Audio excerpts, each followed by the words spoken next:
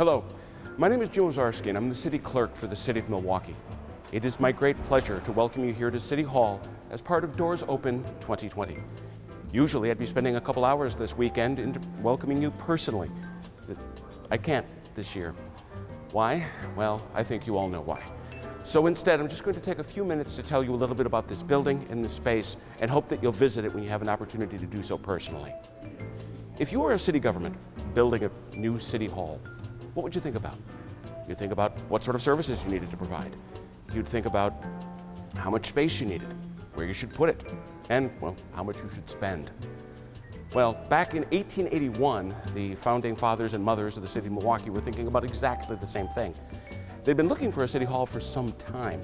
The city of Milwaukee was incorporated in January of 1846 when it received its charter from the territorial legislature. But they waited for 50 years to really try to make a mark. And they thought about all those things that I just mentioned. And frankly, they'd been knocking around from place to place for a very, very long time. They'd stayed in a livery stable. They'd stayed in public buildings. They'd stayed in all sorts of places, a couple of which burned down, costing us vital city records. So they wanted something just a little more permanent. They decided to have a competition. But more than that, they found a location right here in the center of the city of Milwaukee. And in some respects, it still very much is. But they decided to make a building that was a little out of the ordinary. Can I prove that? Well, I think I can. Well, first of all, let's talk about this building. Look around it. Take a look at its shape. When you think about city halls, you think about squares. You think about rectangles. You think about circles. Maybe if you're really adventurous.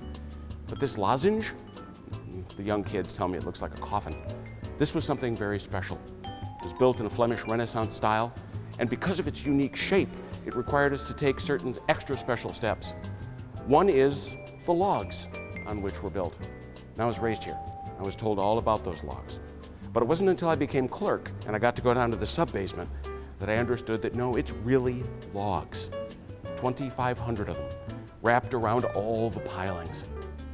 Not just that, but because of the shape and the size of the building, it couldn't just be built out of concrete. It had to be built out of bricks. 8 million bricks. 3 million of them for the tower right behind us alone. And it wasn't just the bricks, and it isn't just the pilings, it's also the height. 393 feet from the concrete of the sidewalk all the way to the tower. When this building opened in 1895, it was the largest occupied structure on the planet. Really. And it remained that for 4 years. Still not convinced? Well, how about this? How about the floor under our feet? Tile. 47,000 square feet of this mosaic tile, all through the building. And let me tell you, it's everywhere. I've done my share of redevelopment in this building over my years working here, and I'm going to tell you that as part of it, we always find this tile.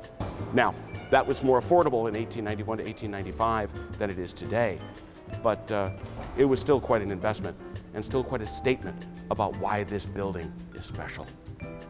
But if you're still not convinced, if you still don't believe me, I've got 2 other places I'd like to take you. Come along.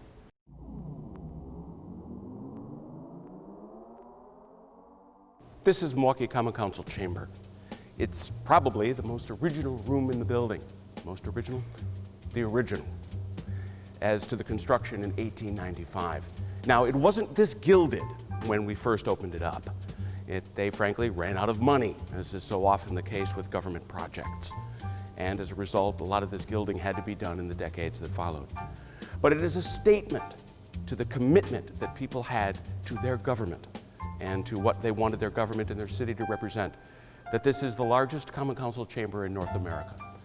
Most of what you see here is original, with one notable exception. When the building was built, all those panels that you see all around the room, those were galleries. Those were places where the people could come and watch their government. If you visit us here at City Hall when things are better, you'll see that there's a photograph at the far end of the hallway, and it shows one of the oldest photographs we have of the Common Council in session, and it shows those galleries. In better times, the Common Council meets here once every 3 weeks to conduct the broadest business of government. This dais behind me is largely original to that construction, and it's actually been used as a movie set because it was thought to be one of the most original pieces of turn-of-the-century courtroom-like art that the folks filming the movie could find. So, not convinced yet? Let me take you somewhere else. Before we go all the way up, I wanted to show you one more thing. Remember I told you they wanted this place to be special? Well, how special? How about the doorknobs?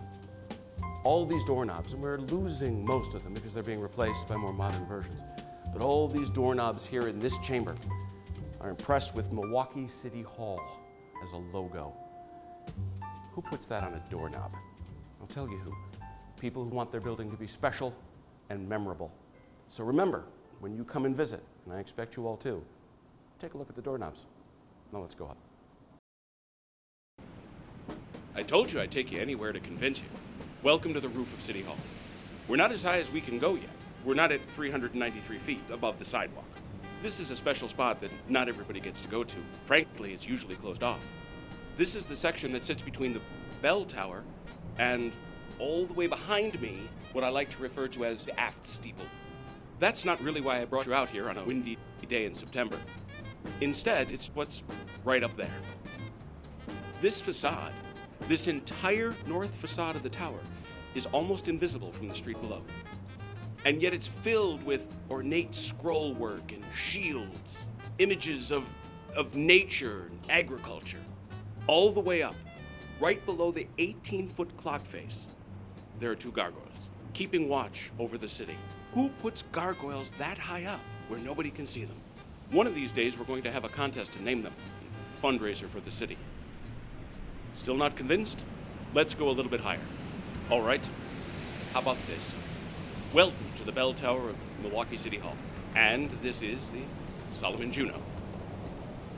The Solomon Juno weighs 22,500 pounds. It was hoisted up here entirely by human and horsepower. And while I'm talking about that human power, one of the most interesting aspects of the construction of Milwaukee City Hall is that we have photographic, documented evidence that it was constructed with a significant contribution by African Americans at a time when African Americans made up a very small percentage of Milwaukee's population.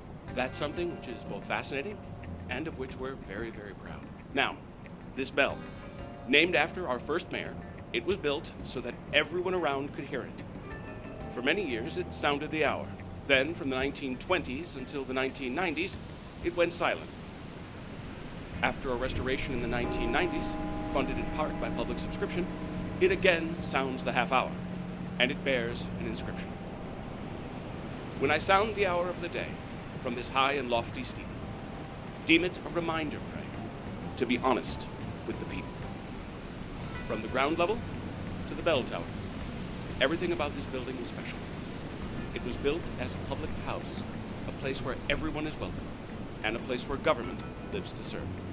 It has been my great pleasure to share a little bit of it with you today, and I sincerely hope I've intrigued you enough to make you want to come down and see it in person when that's possible. In the meanwhile, thanks again, and on behalf of the entire city government of the city of Milwaukee, please have an excellent Doors Open 2020. Thanks.